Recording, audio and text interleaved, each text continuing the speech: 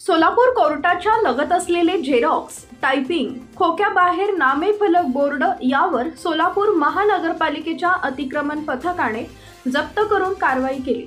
तसेच कट्टा यावर जेसीबीने उद्ध्वस्त करण्यात आला। यावेळी खोकेधारकांनी कारवाईस विरोध केला, मात्र पोलिसांच्या मध्यस्थीने कारवाई यशस्वी झाली। अतिक्रमण पथकाचे प्रमुख जगन्नाथ बनसोडे यांच्या पथकाने ही कारवाई केली। यावेळी पोलिसांचा बंदोबस्त तैनात करण्यात आला होता।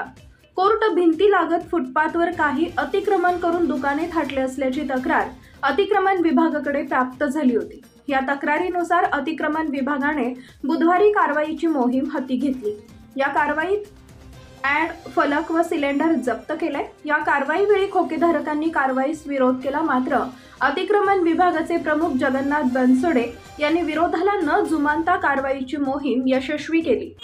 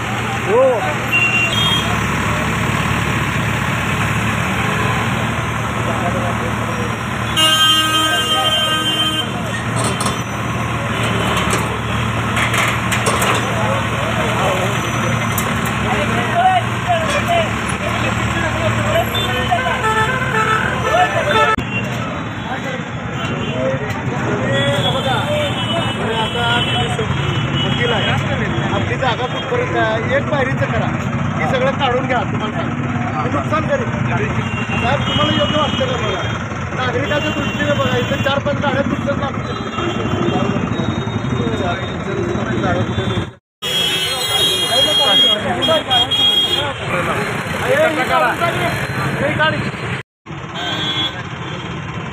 अरे जेसीबीने तोडा